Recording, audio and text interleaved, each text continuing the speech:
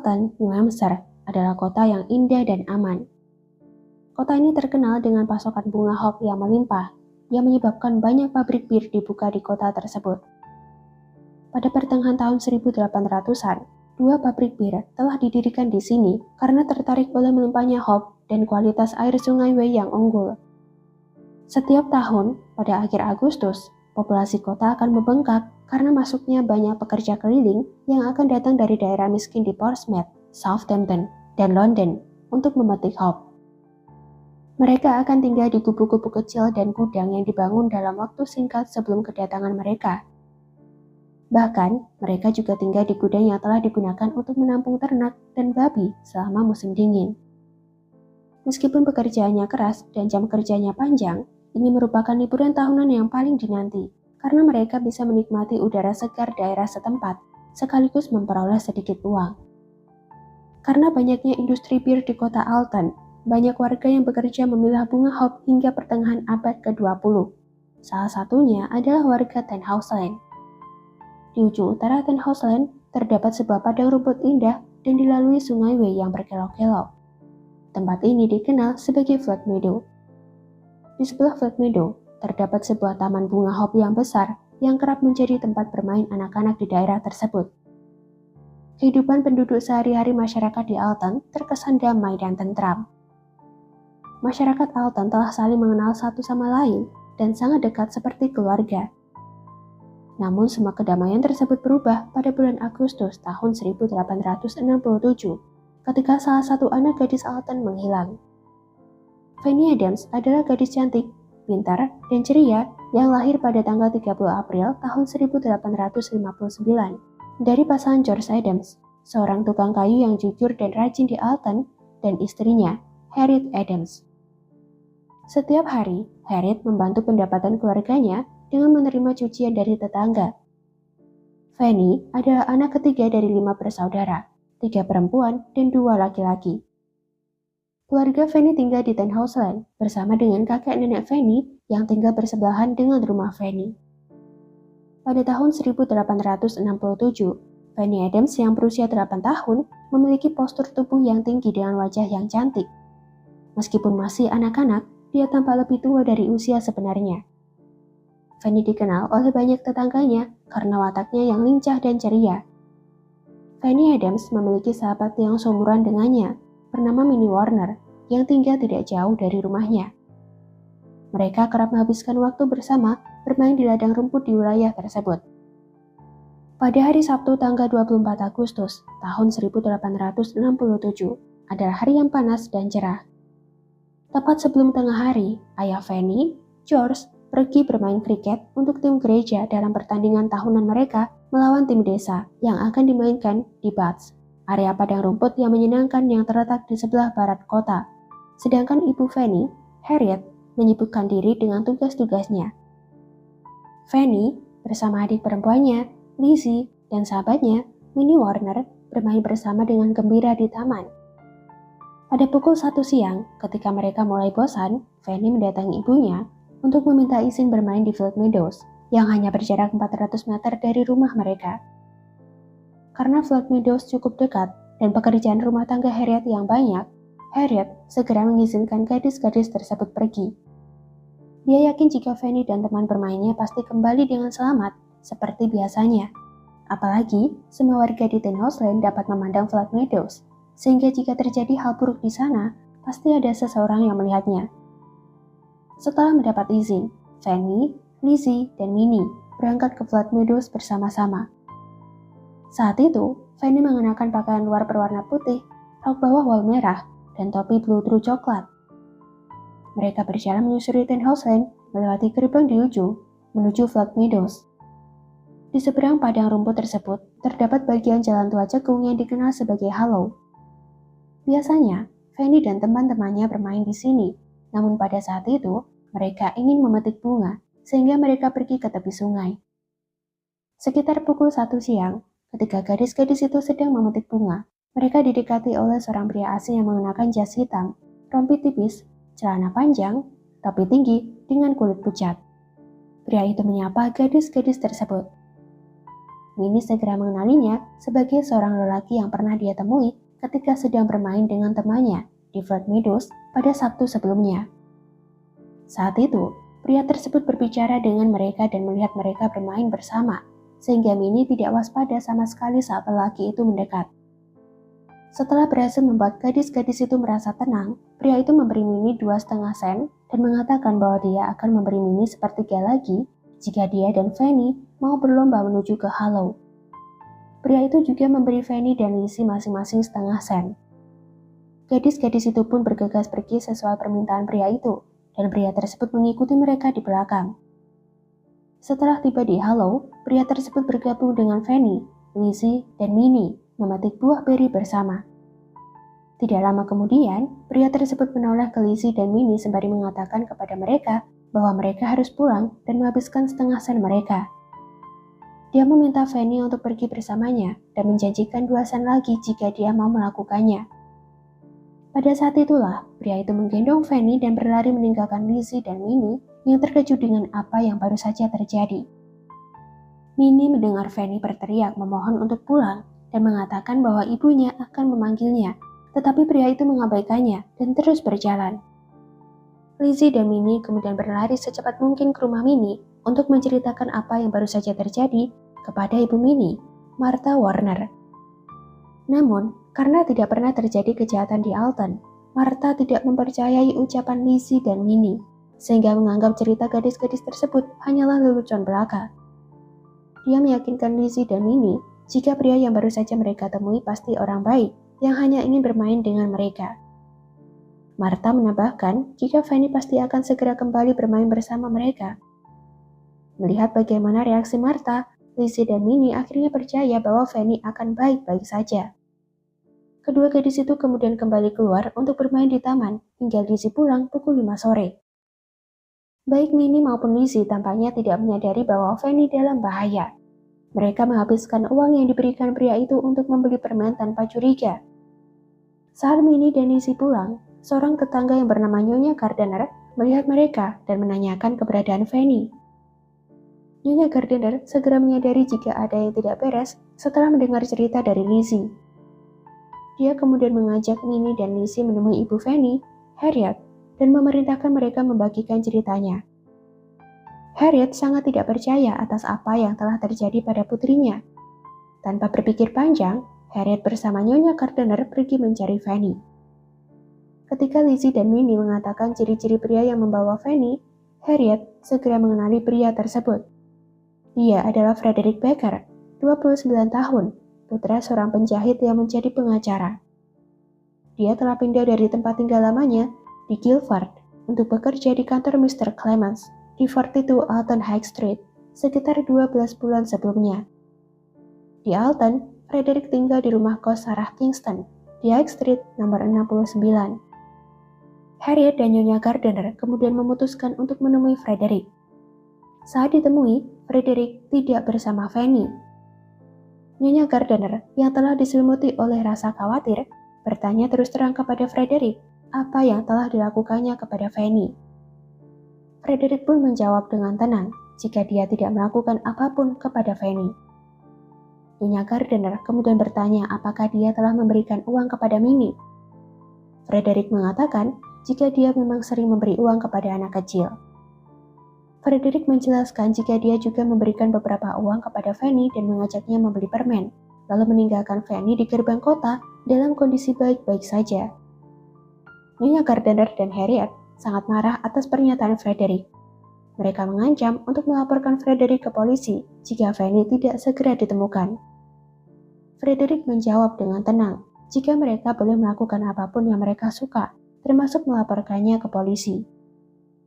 Sebagai pengacara, Frederick merasa dia pasti dapat menghindar dari kasus apapun. Nyonya Gardner dan Harriet kemudian kembali pulang untuk menunggu Fanny tiba di rumah. Namun, hingga pukul 7 malam, Fanny belum juga kembali. Akhirnya, regu pencari yang terdiri dari tetangga dekat kecuali Frederick berkumpul untuk mencari Fanny. Mereka mencari di tempat anak-anak biasa bermain, seperti di ladang atau di taman. Namun, pencarian mereka tidak membuahkan hasil apapun. Sekitar pukul 8:20 malam, Thomas Gates, seorang mantan veteran dari Crimea yang menjadi buruh menjaga kebun Hope, ikut serta dalam pencarian tersebut, dan dia berhasil menemukan petunjuk yang sangat mengerikan. Thomas mengetahui bahwa Fanny terakhir terlihat di sekitar kebun Hope, sehingga dia pergi ke sana untuk mencarinya. Apa yang dia temukan saat itu mengingatkannya dengan pemandangan yang biasa dia lihat di medan perang. Hal pertama yang ditemukannya adalah gaun Fanny yang berlumuran darah. Ketika Thomas berjalan sedikit lebih jauh, Thomas menemukan kepala seorang anak tertancap di atas 2 tiang di Hopefield. Kepala tersebut sangat kotor dan disayat dari dalam mulut ke telinga hingga melintang ke pelipis kiri. Telinga kanannya telah terpotong dan kedua matanya telah hilang. Thomas seketika terjatuh ke tanah setelah melihat penemuannya. Seorang polisi bernama Thomas Light dan masinis Charles White tiba di tempat Thomas tak lama kemudian dan menemukan Thomas Gates yang tampak putus asa. Light segera mengambil alih kendali dan memerintahkan Charles untuk mengambil potongan-potongan tubuh itu, membungkusnya dengan kain dan celemek, serta membawanya ke Lantern Bottle di Emery Street, sebuah pub di Alton. Anggota tim pencari segera menuju ke Ten House Lane untuk memberitahu Harriet tentang apa yang telah ditemukan. Setelah mendengar berita itu, Harriet menjadi panik dan bergegas pergi untuk memberitahu suaminya, tetapi belum lama dia berjalan. Dia terjatuh dalam kesedihan sehingga harus digendong pulang oleh para tetangga. Beberapa tetangga itu kemudian pergi ke Bath untuk menyampaikan berita buruk tersebut kepada ayah Fanny, George Adams. George kemudian segera pulang, dan ketika dia mengetahui jika Frederick Baker dicurigai sebagai pelaku kekejaman itu, George mengambil senapan laras panjang berisi peluru dan bergegas ke kebun Hope untuk menembak Frederick. Karena tidak menemukan Frederick di sana, George kembali ke rumah, di mana para tetangga membujuknya untuk menyerahkan senapan itu kepada mereka, dan 2 dari mereka kemudian duduk bersama George sepanjang malam untuk menenangkannya. Tak seorang pun dapat menyalahkan George karena mengambil tindakan ini. Sebagai seorang ayah, warga tahu bagaimana perasaan George saat itu. Karena hari mulai gelap, pencarian potongan tubuh yang lain terpaksa dibatalkan hingga keesokan paginya. Polisi meletakkan sisa-sisa jasad yang ditemukan dalam selembar kain dan membawanya ke kantor polisi. Keesokan harinya, regu pencari kembali menemukan sebuah kaki dan paha di dekat lokasi ditemukannya bagian kepala Fanny. Ditemukan juga isi dada dan panggul yang telah terpotong dan berserakan. Beberapa organ dalam telah tidak berbentuk, dan bagian lain dari tubuh Fanny baru ditemukan setelah pencarian selama beberapa hari. Mata Fanny akhirnya berhasil ditemukan di Sungai Wye. Seorang pencari bernama William Henry Walker menemukan lempengan batu dekat tiang tempat kepala Fanny ditemukan malam sebelumnya. Lempengan batu itu berlumuran darah dan ada beberapa helai rambut panjang serta 3 potong daging di atasnya. Pencarian tersebut terhambat oleh kedatangan ratusan orang yang telah mengetahui kejahatan mengerikan tersebut. Bahkan, mereka rela melakukan perjalanan ke Alton dengan kereta api untuk mengambil souvenir dari tempat kejadian perkara. Butuh beberapa hari sebelum akhirnya seluruh potongan tubuh Fanny berhasil terkumpul. Sore itu, dokter setempat, Dr. Louis Leslie, memulai tugas beratnya, yaitu melakukan otopsi. Berdasarkan hasil otopsi, dia menemukan fakta bahwa kepala, lengan, dan kaki Fanny telah dipisahkan dari tubuhnya. Terdapat sayatan yang cukup dalam membagi dada di antara tulang rusuk, dan seluruh isi dadanya hingga bagian pinggulnya telah dikeluarkan. 5 sayatan ditemukan pada hati, sedangkan bagian jantungnya telah terpotong dan sebagiannya hilang. Tulang belakang dalam keadaan terkilir, dan yang paling mengerikan adalah alat vital Fanny telah hilang. Tubuh Fanny telah dipotong menjadi 20 bagian, dan beberapa bagian masih hilang. Namun Dr. Leslie menyusun kembali sisa-sisa yang telah ditemukan sebaik mungkin. Dr. Leslie menyimpulkan bahwa penyebab kematian Fanny adalah karena pukulan benda tumpul di kepalanya. Kemungkinan, benda itu adalah batu yang ditemukan oleh William Walker. Diduga Fanny meninggal sekitar pukul 1:30 sore, dan pemotongan tubuh Fanny dilakukan setelah kematiannya. Setelah ditemukannya tubuh Fanny pada tanggal 24 Agustus, polisi segera mendatangi kantor Frederick di Alton High Street pada pukul 9 malam. Dengan percaya diri, Frederick menolak dan mengklaim jika dirinya sama sekali tidak berhubungan dengan kasus ini. Karena ada banyak saksi yang melihat Frederick sebagai orang terakhir yang bersama Fanny, Frederick akhirnya tetap ditangkap, sekeras apapun dia menyangkalnya. Saat penangkapannya, massa yang marah telah berkumpul di luar kantor, sehingga polisi harus menyelundupkan Frederick keluar dari pintu belakang. Ketika melakukan penggeledahan, polisi berhasil menemukan 2 pisau kecil tak bernoda milik Frederick. Celana Frederick dalam keadaan basah dan terdapat noda darah di manset kemeja milik Frederick. Ketika dimintai penjelasan mengenai noda tersebut, Frederick tidak dapat menjelaskannya. Dia hanya menjawab jika darah tersebut berasal dari goresan atau luka yang tak terlihat di tangannya. Keesokan harinya, polisi menggeledah kantor pengacara, di mana mereka berhasil menemukan buku harian milik Frederick di mejanya. Buku harian itu berisi pembukaan yang sangat mengerikan. Sabtu, 24 Agustus tahun 1867, menghabisi seorang gadis muda, saat itu panas dan dingin. Inspektur Cheney membawa buku harian itu ke kantor polisi dan menunjukkannya kepada Frederick.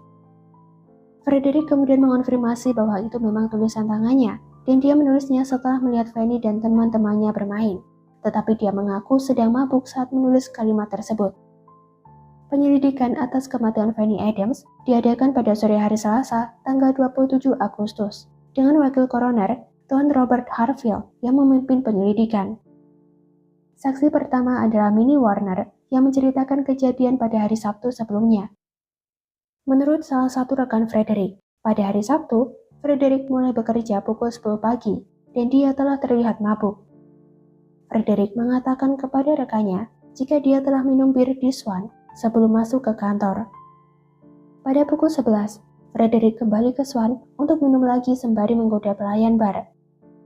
Dia mencoba menciumnya hingga pemilik bar terkejut dengan sikap Frederick yang tidak pantas.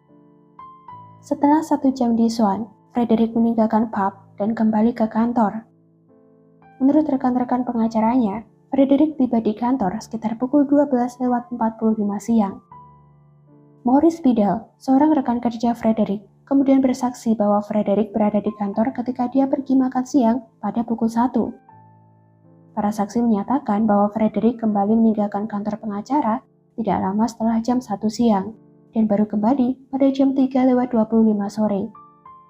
William James Walker, seorang pandai besi dan tukang lonceng, telah melewati Frederick sekitar pukul 1:30 saat Frederick tengah berjalan melintasi ladang pohon kenari yang berbatasan dengan Flood Meadows.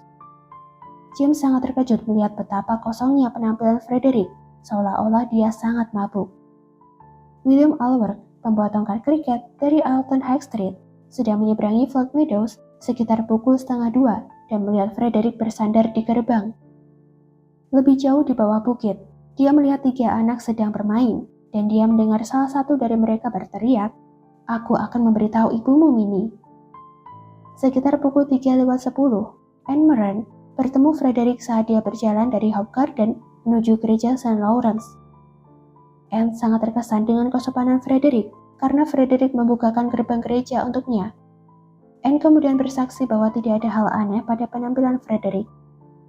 Pada pukul 3:02, seorang gembala bernama George Noyes melihat Frederick berjalan menuju kebun Hope. Saat melihat George, Frederick berusaha menyembunyikan tangannya di balik mantelnya. Ketika Frederick menyeberangi jalan menuju ke jalan Basingstoke, George melihat Frederick sedang berhenti dan melemparkan sesuatu ke sungai. Ketika Marian Porter sedang duduk di luar pintunya, tepat sebelum Flood Meadows Cottage, dia melihat Frederick melewati kebunnya dan berbelok ke kiri menuju Alton. Marian melihatnya lagi sekitar pukul 6, tetapi pada kesempatan ini, Frederick terlihat membungkuk beberapa kali untuk melakukan sesuatu pada celananya atau kakinya. Saat Frederick lewat, dia melihat Marian dengan seksama, seolah ingin tahu apakah Marian sedang memperhatikannya.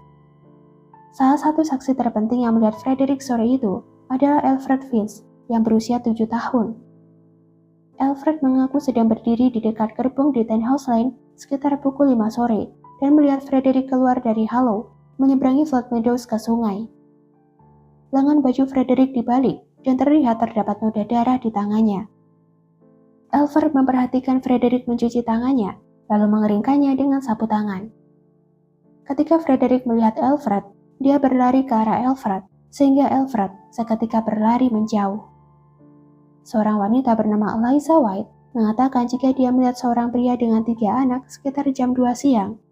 Dia yakin jika pria tersebut adalah Frederick.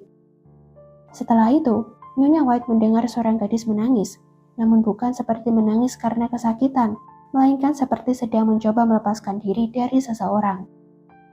Sekitar pukul 6:15 sore, Maurice Biddle tiba di kantor setelah menghabiskan waktu istirahatnya, dan Frederick datang sekitar 5 menit kemudian. Pada pukul 7 malam, Maurice Biddle dan Frederick pergi ke Swan untuk minum segelas bir. Saat mereka menyeberangi High Street, Frederick menceritakan kepada Maurice tentang wanita-wanita yang berbicara kepadanya mengenai gadis yang hilang, Fanny. Frederick mengatakan jika dia akan sangat canggung apabila Fanny ditemukan telah tewas, dan dia merasa dirinya lah yang harus disalahkan atas hal itu. Sesampainya di pub, Frederick berkata bahwa dia akan pergi meninggalkan kota pada hari Senin. Maurice Biddle kemudian mengatakan kepada Frederick jika dia mungkin akan sulit mendapatkan pekerjaan baru, dan Frederick memberikan jawaban jika dia bisa bekerja sebagai tukang daging. Setelah mendengar semua saksi, Frederick dibawa ke hadapan hakim setempat, Edward Knight, dan ditahan hingga Kamis minggu itu.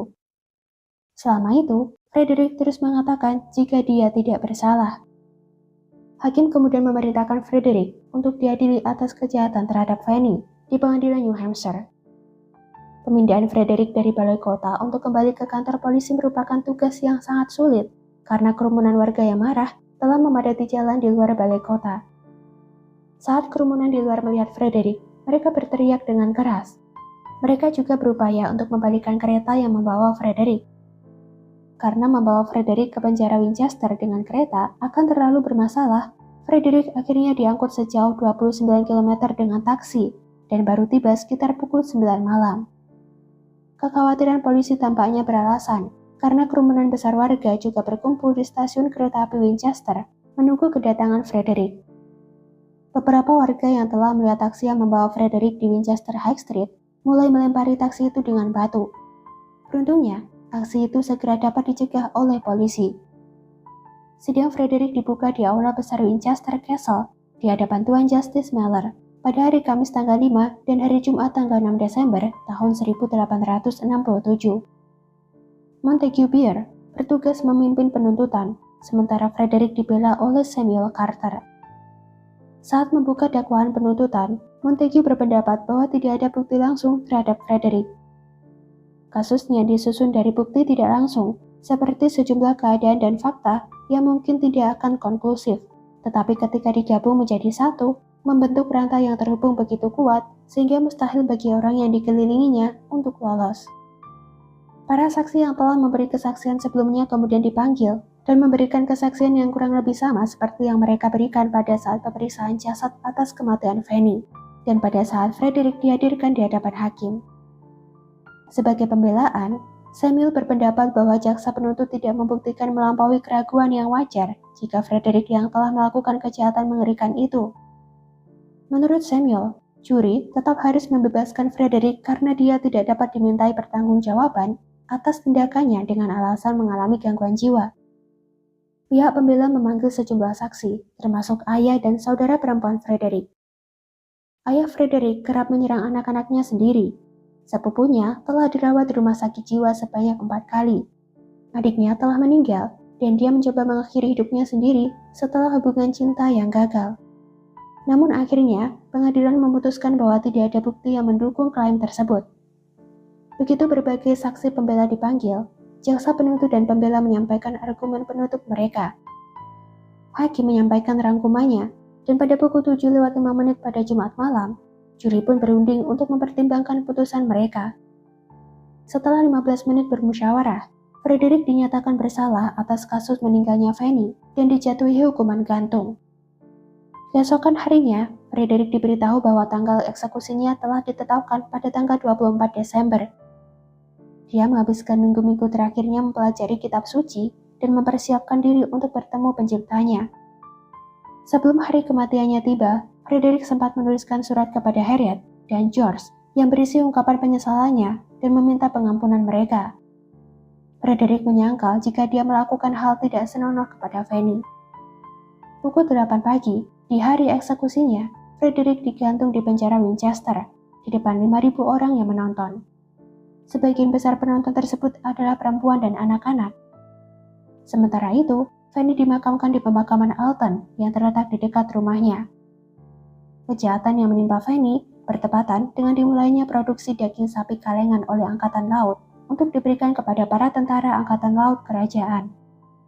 Mereka merasa isi kaleng itu sangat tidak menggugah selera, sehingga mereka membuat humor gelap khas pelaut dan menduga bahwa kaleng itu berisi jasad Fanny Adams.